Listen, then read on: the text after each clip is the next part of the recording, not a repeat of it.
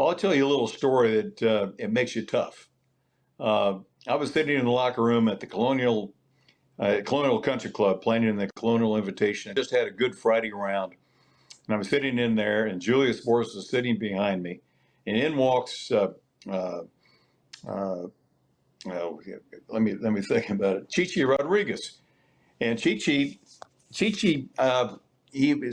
came into me and said, "Tom, what a great round of golf you played. I think I shot 67, 300 par or something like that." And then he started kind of effuse over me. He said, "Yeah, you're playing so good. You're a great player and all this." And Boros in the back of me said, "Yeah, I'd like to have all the money you pissed away." And it took me back just a little bit, but he was right because I'd had a lot of opportunities to win on the tour and I failed. I couldn't finish the deal. And, that's the old guys. The old guys in the tough, putting you, on the tour, putting you in your place.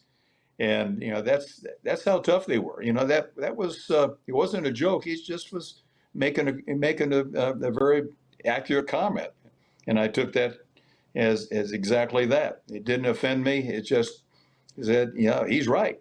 I've got to do better. I've got to learn how to win, which I finally did. And many, many times at that. Since you brought up Colonial, I guess it's a perfect time for me to ask you about how well did you know Ben Hogan? Did you get much of an opportunity to spend time around that legend? Well, I never played golf or watched Ben Hogan hit a golf shot, but I did have the opportunity to have lunch with him one time back in the middle '80s, and I had the opportunity to ask him a couple of questions there at the end of the lunch, and he was just as gracious as possible. Just we just had a wonderful conversation, and so I asked him the question. I said, "How nervous were you when you played in competition?" And he looks at me, that smile stopped like this, and he got serious. He said, "Tom, I was so nervous, I was jumping out of my skin." And I said to myself, wow, if this is the Iceman, the guy that showed no emotion, that it was, who people said he was rock solid under pressure, which he was. When he said he was that nervous, I took that to heart.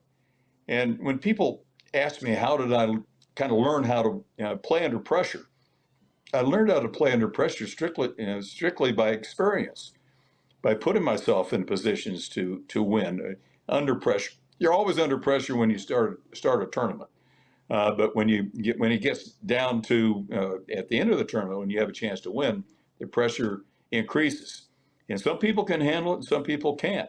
And I learned that a couple things I needed to do to keep that pressure level from getting above the boiling point. And a couple things were breathing. You saw me on the golf course yawning. I'd be going like that. Why was I doing that? Because I wasn't breathing. My breathing was shallow, and I wanted to get air in my lungs. And when you do that, and I tell people this when they're under pressure, whether they're riding horses into the show pen or any other type of pressure situation, I said, use your breath control to relax you. And you can do that. Take 2 or 3 big breaths, and then you can just do it. And you can feel the tingling down your arms where it relaxes you. And that's one of the key elements of me learning how to deal with pressure.